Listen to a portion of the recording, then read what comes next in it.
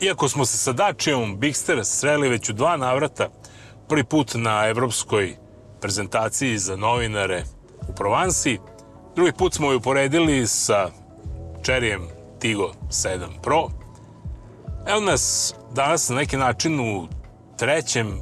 susretu sa ovim automobilom, sa kojim smo se mi kao redakcija družili dobar deo leta, pa smo odlučili da vam malo detaljnije predstavimo najnoviji model iz Dačije, ne toliko u tehničkom smislu, tu je već manje više sve rečeno, već više onako, uslovno rečeno, subjektivno.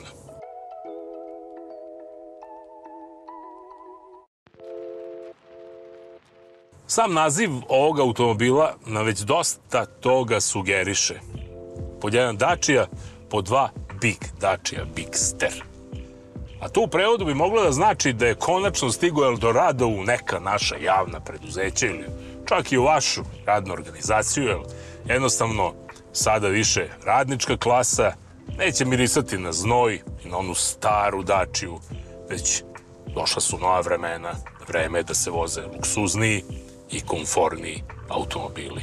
Manje krvi i znoja, više špekulacija. To je današnje vreme u koje se Dačija Bigster ne uklapa baš potpuno, jer ovo je bar prema onome što smo mi doživjeli jedan stvarno pošteno urađen automobil.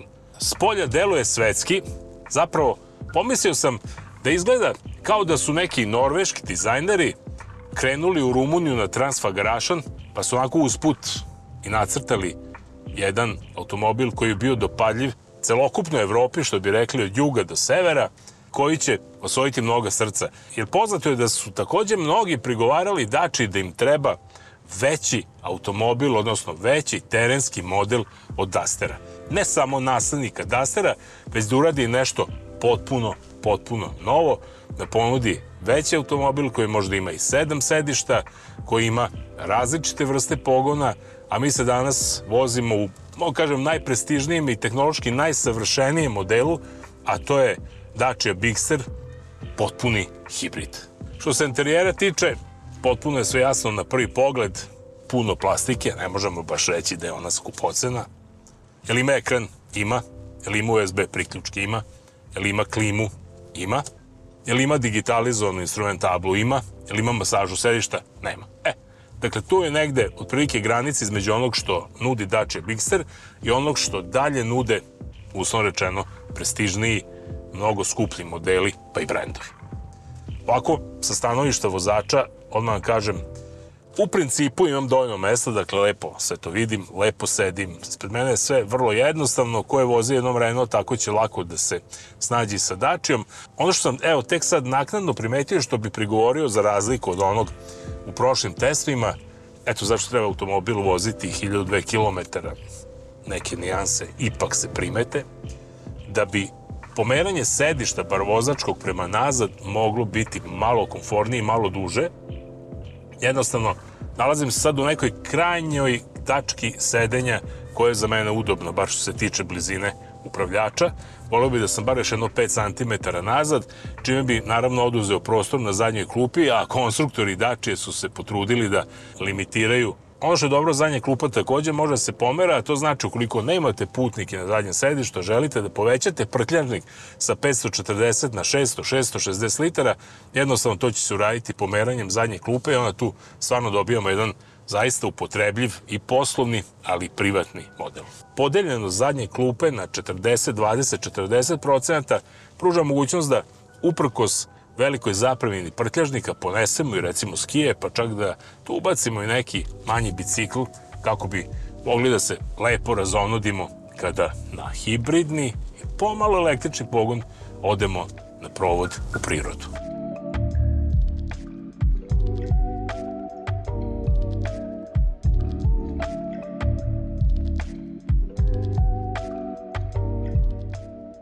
Za one koji u prirodu žele da povuku i neku kamp prikolicu ili čamac, još samo mali podatak da Dačija Bigster može da povuče prikolicu tešku 1000 kg ukoliko je ona opremljena sistemom za kočenje.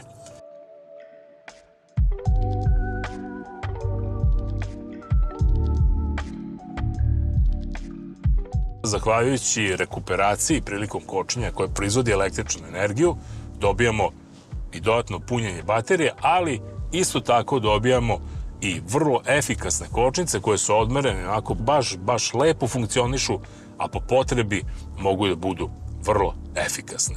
Ovim još dodajem veoma efikasnu klimatizaciju, ventilaciju i ono sve što je potrebno za jednu udobnu vožnju, da kažem u onom osnovnom smislu, smešteno je u ovaj model. Ono što još svakako treba dodati, da je zvučna izolacija odlična, ne kažem samo u odnosu na pogonski agregat, već i na onu zvučnu izolaciju koja se tiče podvozja i onih zvukova koji nam dolaze sa asfalta, odnosno sa putne podloge. Jednostavno, to je jako dobro izolovano, nema utisak da nam svaki kamenčić udara u glavu i to je jedna vrlo velika pohvala. Druga priča koja se tiče zvučne izolacije motora je takođe kvalitetno urađena, sa tim što u ovom modelu imamo vrlo netipičnu kombinaciju za Dačiju i uopšte vrlo netipičnu kombinaciju za današnju automobilsku industriju, a to je 1,8 litarski atmosferski benzinac kojem asistiraju dva elektromotora, jedan na prednjoj osovini, a drugi manji se nalazi u samom kućištu menjača. Upravo ova tri motora sve zajedno daju nam oko 155-156 konjskih snaga. U ovom balansu snaga električni motori doprinose sa nekih 48 konjskih snaga uz 205 Nm obratnog momenta elektromotora i 170 Nm obratnog momenta klasičnog benzinskog agregata, što sve zajedno ovako u praksi ne kaže se koliko je to, ali mogu da vam kažem da je blizu 300 ili nešto preko 300, bar po načinu kako se automobil ponaša prilikom kretanja i prilikom preticanja.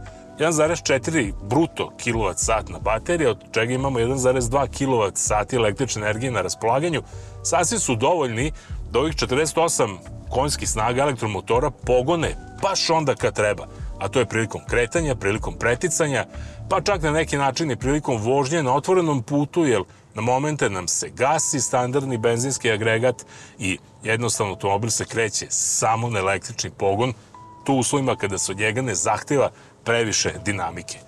A već naslućujete, to je jako dobro i što se tiče same potrošnje.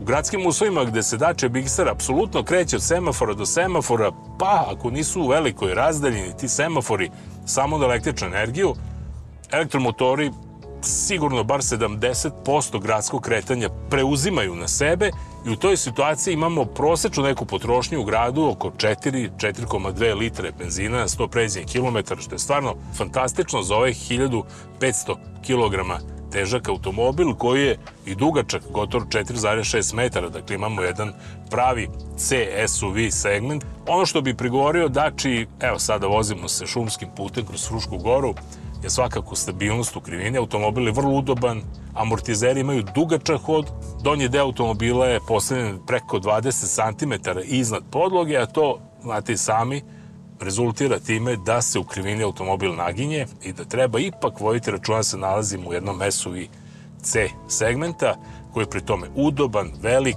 prilično težak i da svakako svoju vožnju treba prilagoditi tome kakav je put, da se ne bi neprijatno iznenadili, jer Dacia Bigster jako lepo ide i ume pomalo i zaista Dacia Bigster ovo u hibridnoj verziji jako dobro povlači i mogu reći da izaziva čovjeka da malo agresivnije vozi, što svakako treba imati na umu i kontrolisati sebe. Svakako u celoj priči treba da dodam i odličnu usklađenost sa takozvanim dog automatskim menjačem. I ono što je možda najveća zamerka ovoj tehnološkoj kombinaciji Dacia Bigster u hibridnoj verziji, što nema pogon na sva 4 točka, već samo na prednje točkove i time je na neki način limitiran što se tiče one kategorije korisnika kojima treba za teške radne zadatke.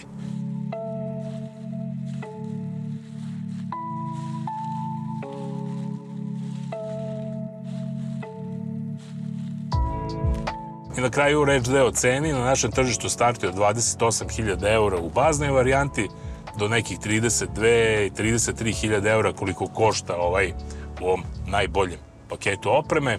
Pa šta vam kažem, nekada se za te pare kupovao stan, recimo u Pančevu, danas možete kupiti Dačiju, inflacija je učinila svoje, novac se manje vredi i upravo zato treba ga pametno ulagati, a Dacia Bigster mogu slovno da kažem da je jedna vrlo mudra investicija, jer automobil zaista nudi mnogo više nego što imamo izraženo u cenovnim Excel tabelama.